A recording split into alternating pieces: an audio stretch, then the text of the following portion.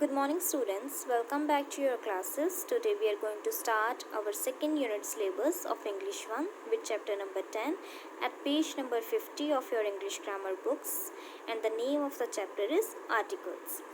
So in this chapter we will study about what are articles, what are the types of articles, and where these articles are used.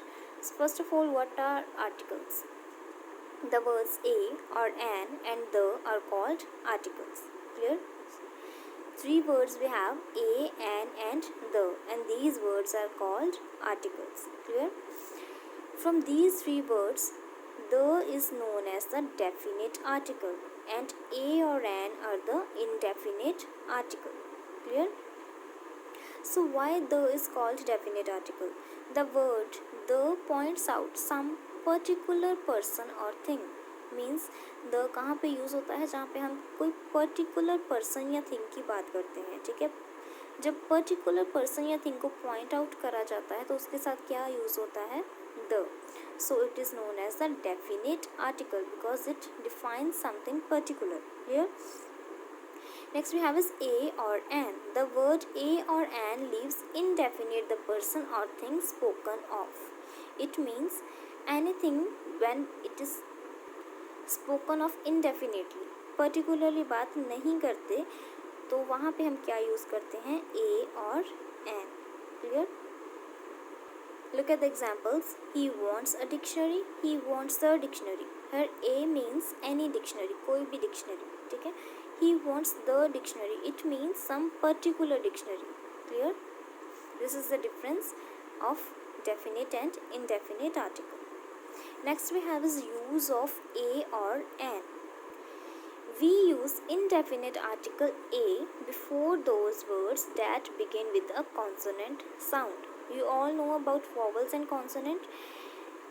The words that begins with the consonant, there we use a. Look at the examples. A fan, a dog, a book, a cat, a girl, a table, a horse, a man, a pen, a rat. We use a because the word is starting with the consonant sound. These are the consonants. Next we have is we use indefinite article an before those words that begin with a vowel sound. जो words vowel sound से start होते हैं उनके साथ हम क्या use करते हैं? an. vowels कौन कौन से होते हैं? a, e, I, o, u. With these vowel sounds we use an. For example, an apple, an eagle, an ice cream, an onion, an oven, an egg, an ink pot, an aeroplane, an orange, an umbrella. Clear? Next we have some more rules. We use a or an only before singular countable nouns. What it means कि a और an सिर्फ वहाँ पे use होता है जहाँ पे noun जो है सिंगुलर हो. Clear? For example, table, man, a table, a man. Clear? अगर s लग जाए और ये भी man बन जाए, for example, a tables, a man, so we can't use a here. This is wrong. Clear? So a is only used with singular countable nouns. Clear? a हमेशा वहाँ पे यूज़ होता है जहाँ पे सिर्फ एक चीज़ की सिंगल चीज़ की बात की हो. Clear? Next we have is we also use the indefinite article a in the sense of one. For example, wait a minute. Here a means one. Wait 1 minute. 1,000 people were there. 1,000 people were there.